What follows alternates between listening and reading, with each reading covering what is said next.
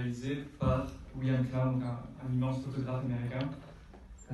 Il va peut-être faire défiler quelques photos de William Klein derrière moi.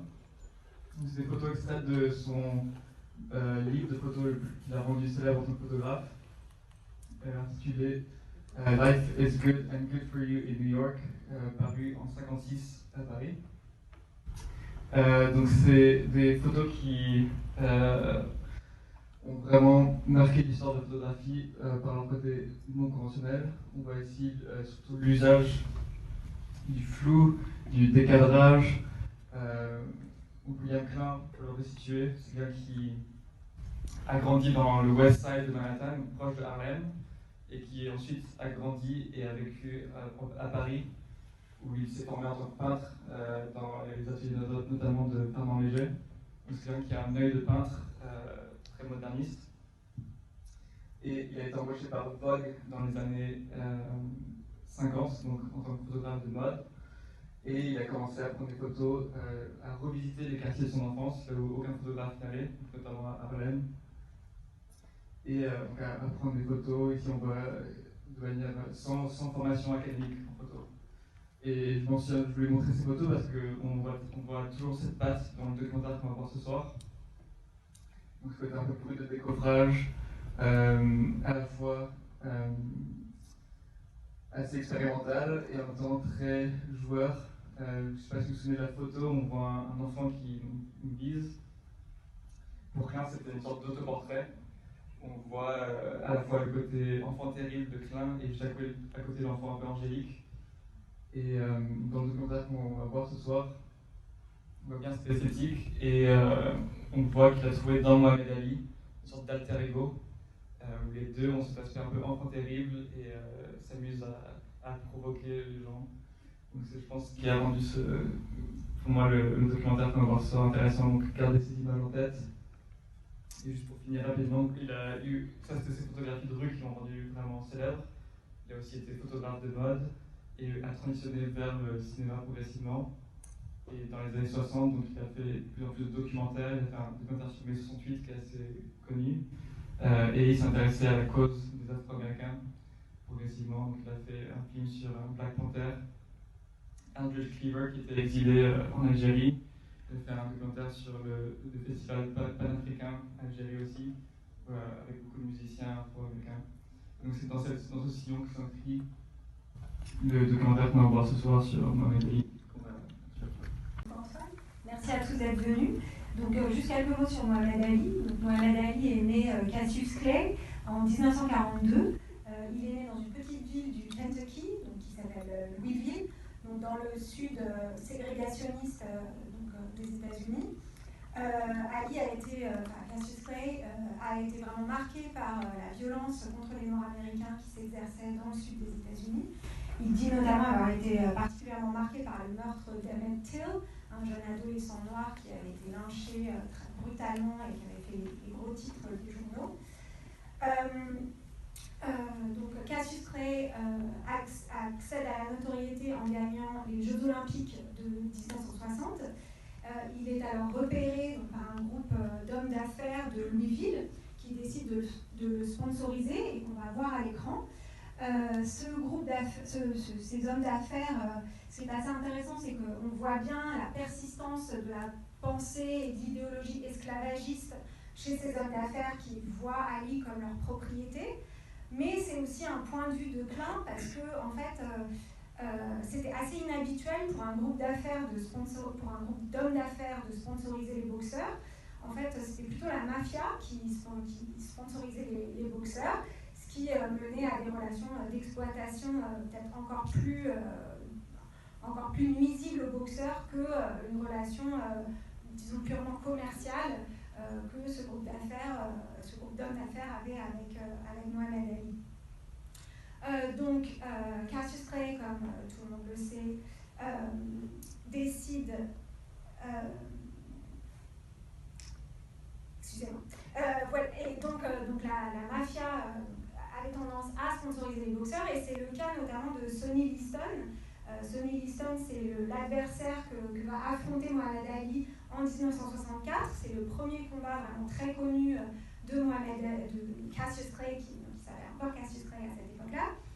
Cassius Clay contre donc Sonny Liston. Sonny Liston a des liens avec la mafia. Il a un passé de criminel, il est très intimidant.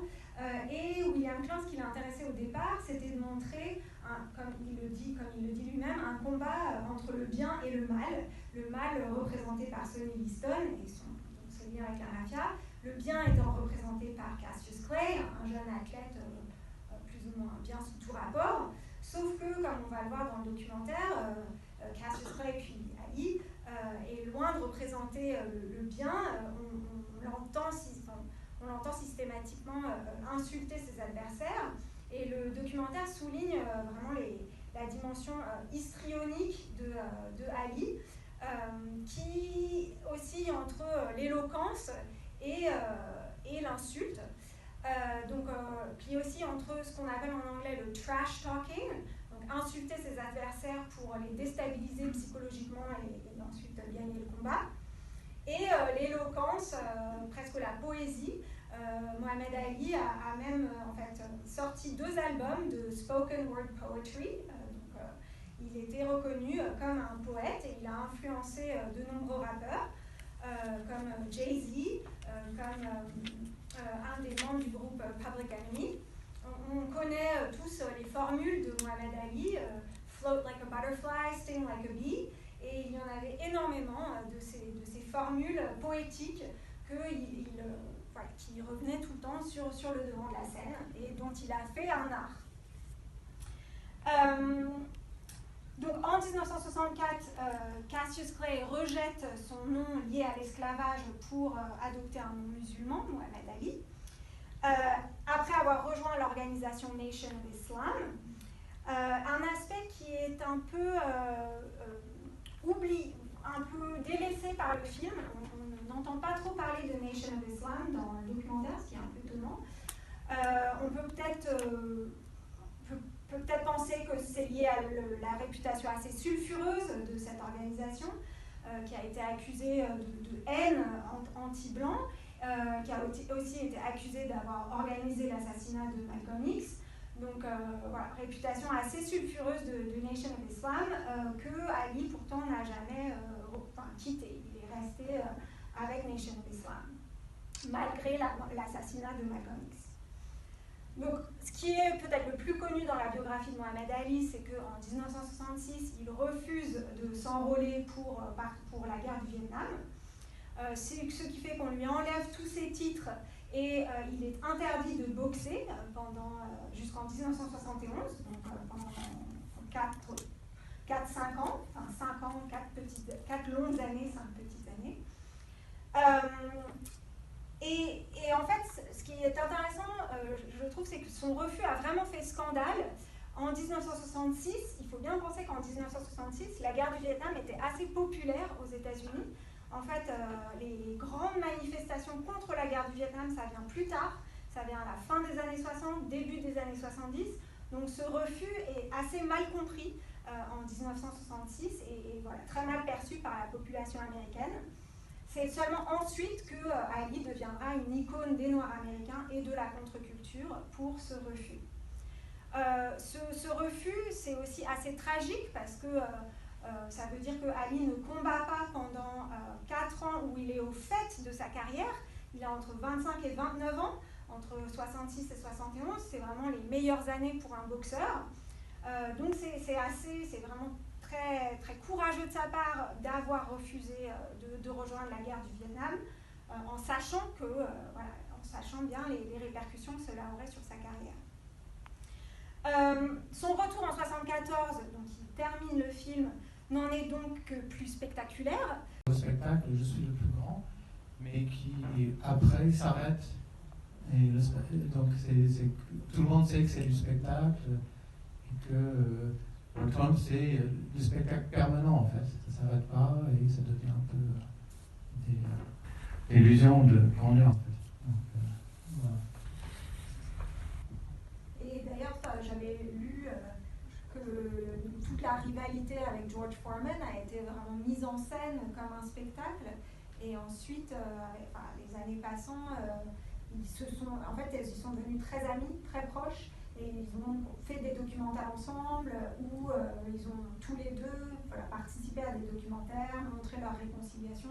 Il y a aussi toute une mise en scène de la rivalité puis de la réconciliation. C'est du spectacle permanent. Moi, j'avais juste une petite remarque concernant justement l'esthétique. Bon, d'abord, ces gros plans, c'est extraordinaire parce qu'il arrive à transformer des gens vraiment en monstres ou à les magnifier avec le même gros plan. Là, Mohamed Ali qui est vraiment magnifié et les gens au début, les monstres vraiment comme des monstres. Après, la couleur, et peut-être qu'effectivement c'est technique, mais il y a quand même les États-Unis qui sont noirs et blancs, qui sont très durs, etc. Et puis l'Afrique qui est harmonieuse, pleine de couleurs, etc. Donc ça semble aussi un petit peu logique. Et ensuite, il y a vraiment un art de la...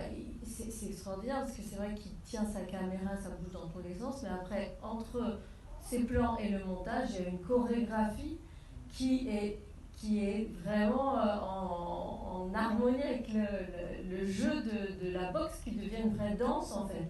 Et même justement ces scènes qu'il fait à partir de photographies, c'est vraiment extrêmement beau et extrêmement chorégraphique. Donc j'ai trouvé qu'en fait, je me suis posé la question parce qu'effectivement quand j'ai vu qu'après il n'y avait que des photographies, je me suis dit que c'était... Mais il arrive justement à dépasser le problème technique pour en faire un atout esthétique. Enfin, j'ai eu cette impression.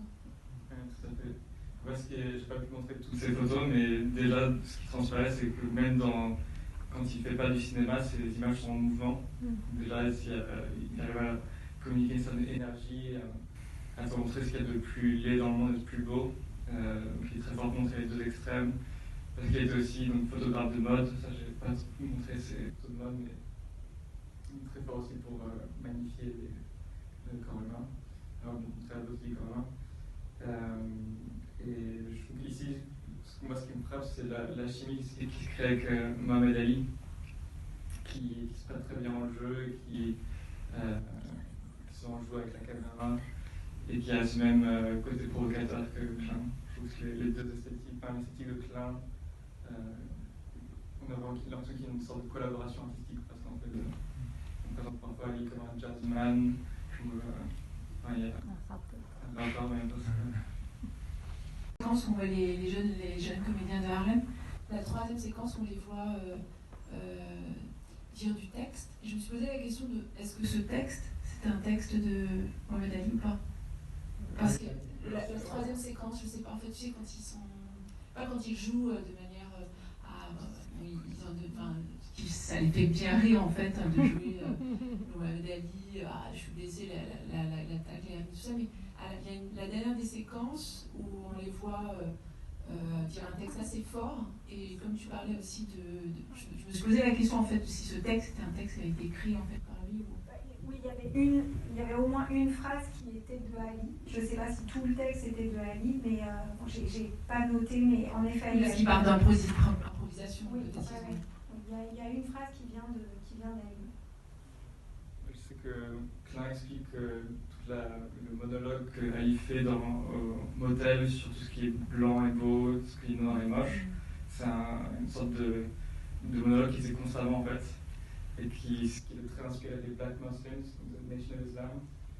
Mais à chaque fois, il le remettait à sa sauce, qui ajoutait des petites choses.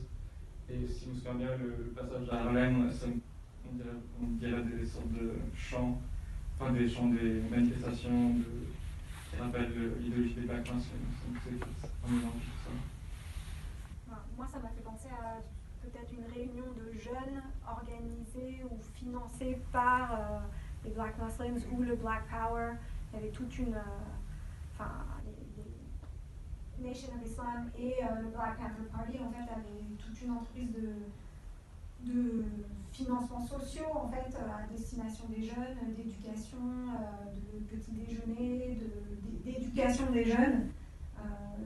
C'est pas indiqué explicitement, mais ça ressemble à une espèce de réunion ou d'éducation des jeunes financée, peut-être pas par Nation of Islam, l'islam, parce qu'il parle du fait qu'il est musulman comme étant un peu quelque chose d'étranger ou de nouveau ou de différent.